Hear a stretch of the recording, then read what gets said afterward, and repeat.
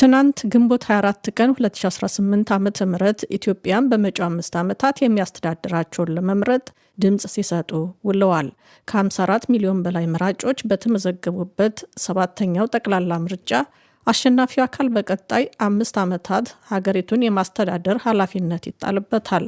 ለመሆኑ ከመጪው አዲስ አመራር ምን ይጠበቃል ስንል ያነጋገርናቸው የኢትዮጵያን ፖለቲካ በቅርበት የሚከታተሉትና ዓለም አቀፍ የሕግ ባለሙያ የሆኑት አቶ ባይሳ ዋቆያ እንደሚሉት የሰላም ጉዳይ ለመጪዎቹ 5 ዓመታት ስልጣን የሚይዝ ማንኛውም አካል ቅድሚያ ሊሰጠው ይገባል። በመጀመሪያ ደረጃ ትኩረት ሊሰጠው ይገባል ብዬ የማስበው የሰላም ጉዳይ ነው። ይህ ዛሬ በኢትዮጵያ ውስጥ በኦሮሚያና በአማራ ክልል ውስጥ እየተካሄደ ያለው የእርስ በርስ ጦርነት በአስቸኳይ አንድ አይነት መፍትሄ ካልተፈለገለት በስተቀር ያለው ታስኩ በዚህ ሁኔታ ከቀጠለ አገሪቷ ትልቅ አደጋ ይጠብቃታል ብዬ አስባለሁ። በሀገሪቱ የተለያዩ አካባቢዎች ሕይወትና ንብረት ከሚያጠፉ የትጥቅ ግጭቶች ባሻገር በታጣቂዎች የሚፈጸሙ የዘረፋ እገታና ግድያ ችግሮች ሲከሰቱ መቆየታቸውን የሚገልጹት አቶ ባይሳ ይህ የሰላም ችግር ለሚቀጥሉት 5 ዓመታት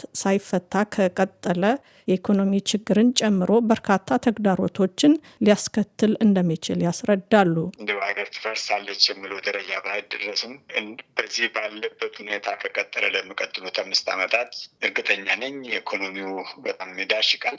ከዛም በላይ ደግሞ የህዝቦች አብሮነት ወይ ደግሞ የህዝቦች በነጻ የመንቀሳቀስ አንደኛው ብሔር ከሌላኛው ብሔር ጋር አብሮ ለመኖር ያለው የዋስትና ደረጃ ምክንያቱም ከአንደኛው ክልል ወደ ሌላው ክልል መጓጓዝ የማይችልበት ደረጃ ከተደረሰ ለሀገሪቷ የወደፊት የፖለቲካ ህይወቷ በጣም አሉታዊ የሆነ አሳዛኝ ምዕራፍ ላይ እንደርሳለን ብዬ አስባለሁ። ከዚህ በተጨማሪ ኢትዮጵያ የበርካታ ወጣቶች መኖሪያ ሀገር እንደመሆኗ መጠን ጦርነትና የሰላም እጦት በሚፈጥረው የኢኮኖሚና የስራ አጥነት ችግር የታጠቁ ኃይሎችን ለመቀላቀል ወይም ለህገወጥ ስደት ወጣቶችን ሊዳርግ ይችላል የሚል ስጋትም አላቸው። አንድ አይነት መፍትሄ ካልተፈለገለት ያለው ምርጫ ወይ በህገወጥ መንገድ ህይወቱን ሰክሪፋይስ አድርጎ ደፍሮ መውጣት ወይ ደግሞ የሚመለምሉት አሉ፣ የሚወተውቱት አሉ። ጫካ ሄዶ ጠመንጃ ሬንጀር ለብሶ ለዓላማ የሚለውን አንግቶ መዋጋት ነው። ይህ እንግዲህ ለሀገሪቷ ጠንቅ ነው። ሁለቱም ለሀገሪቷ ምንም አይጠቅሙም። ስለሆነም ከምርጫ በኋላ የሚመሰረተው መንግስት ለሰላምና ለህዝብ ደህንነት ቅድሚያ ሰጥቶ መስራት እንዳለበት አቶ ዋቆያ አስምረውበታል። እንግዲህ መቼ እንደመጀመር ስልጣን የሚወስደው አዲሱ መንግስት ከሁሉም በላይ ቅድሚያ ሊሰጥ የሚገባው የሰላም ጉዳይ ነው። የሀገራዊ ነው። የቀጠናዊ ሳይሆን የሀገር ውስጥ ነው የሚለሆነ ኢትዮጵያ ከሱዳን ጋር፣ ኢትዮጵያ ከኤርትራ ጋር፣ ሶማሌ ጋር ያላት ዓለም አቀፍ ግንኙነት ሳይሆን የውስጡን ራሱን የህዝቦችን ግንኙነት ለማጠናከር ለሰላም ቅድሚያ መስጠት አለበት። ደነገ የማይታለፍ ጉዳይ ነው። ሰላም ከሌለ ኢኮኖሚ አያድግም። ሰላም ከሌለ ሰዎች እንደልባቸው መንቀሳቀስ አይችሉም። ስለዚህ ሰላም መሰረታዊ ጉዳይ ነው።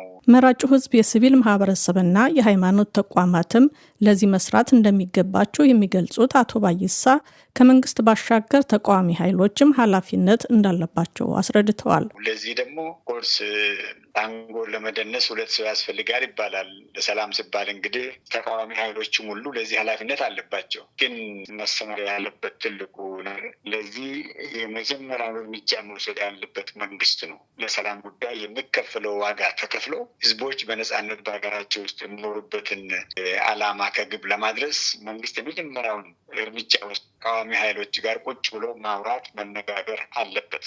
በትናንቱ ምርጫ የ42 የፖለቲካ ፓርቲዎች አባላትና የግል ተወዳዳሪዎችን ጨምሮ 10,438 እጩዎች መቅረባቸውን የምርጫ ቦርድ መረጃ ያሳያል። ምርጫ ቦርድ በገለጸው መሰረትም እስካሁን 40 ሚሊዮን ህዝብ ድምጽ ሰጥቷል። የድምጽ ቆጠራ ውጤትም ዛሬ ማክሰኞ ከማለዳው ጀምሮ በአብዛኛዎቹ የምርጫ ጣቢያዎች እየተለጠፈ ይገኛል። የኢትዮጵያ የምርጫ ስርዓት በአብላጫ ድምጽ የሚመራ በመሆኑም ከ50 በመቶ በላይ የምርጫ ድምጽ ያገኘ የፖለቲካ ድርጅት ወይም የፖለቲካ ፓርቲዎች ጥምረት መንግስት እንዲመሰርቱ ይፈቅዳል። ለመጪዎቹ 5 ዓመታትም መንግስት ሆኖ ሀገሪቱን ያስተዳድራል።